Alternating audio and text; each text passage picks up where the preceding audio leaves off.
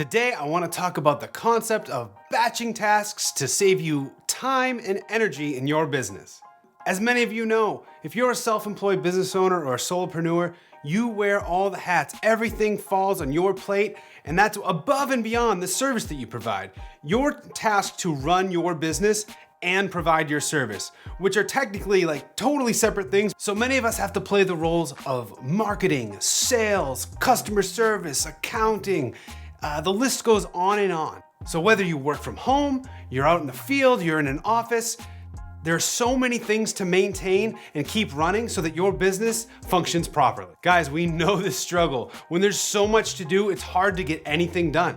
Besides the normal constant interruptions throughout the day, there's also those like emergency situations where you're supposed to drop everything and take care of them, which you have to do as a self-employed business owner. And that's why it's important that when it's not an emergency situation, that you need to be as efficient, as effective as possible to get things done, and you need to minimize those interruptions that will cause you to waste days at a time. When you allow yourself to be interrupted during tasks that you need to complete, that often leads to a scatterbrained approach, and really you would end up getting nothing done. And then once you're pressed for time, it's usually the things on your list are the things you hate to do, and then you push those off and procrastinate even further, and then dig yourself into a deeper hole. But then we learned about batching tasks.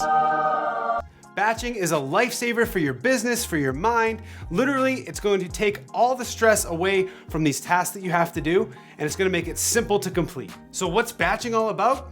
Well, I'm glad you asked. Our definition of batching is simply organizing your tasks to improve efficiency, productivity, and most importantly, your mental stability. So how should you organize your tasks into categories? Well, that depends on you and your business. You might find that the tasks that you need to complete require certain tools, resources, applications, or products, and even sometimes they might require you to go to a different location to complete them. Other tasks require you to be in a completely different mental state. So for example, designing marketing material is quite a different brain from doing your weekly bookkeeping. We recommend that you start your batching process by making a list of all the things that you need to get done on a daily, weekly, and monthly basis. And then organize these tasks into specific categories that they fit into. These could be finance and accounting, marketing and sales, project management, client management. Then it's time to figure out when these tasks need to be completed. Jot a note down next to the task whether it needs to be completed on a specific day or specific time of the day. For instance, you might send out your invoices or do your general accounting on a Thursday or Friday, so that way you can wrap up all these loose ends and start your new week with a clean slate. Things that are mentally intensive, you might want to book early in the morning when your brain is fresh.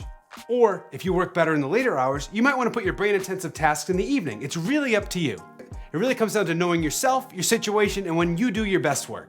One of the biggest challenges that we had that batching solved for us was our client correspondence and customer relation. So we were victims of checking our email whenever it came in. The notification would come up, I would pause the project I was working on, check that email, respond to that email, thinking that, hey, I'll get it done now, take it off my plate.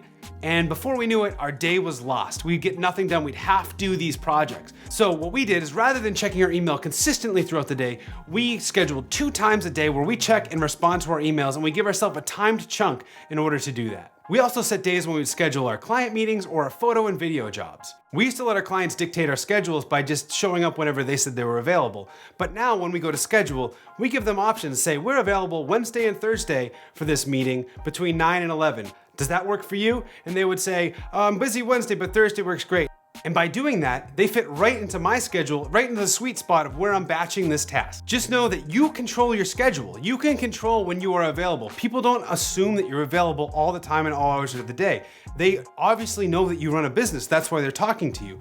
So when you say, hey, I'm unavailable that day, but hey, I have Thursday and Friday open, like I mentioned earlier, that's where you can really take control of your schedule, and you'll find that you get a lot more done. Now, I know what you're thinking. I need to be available for my customers all the time or they're gonna go somewhere else.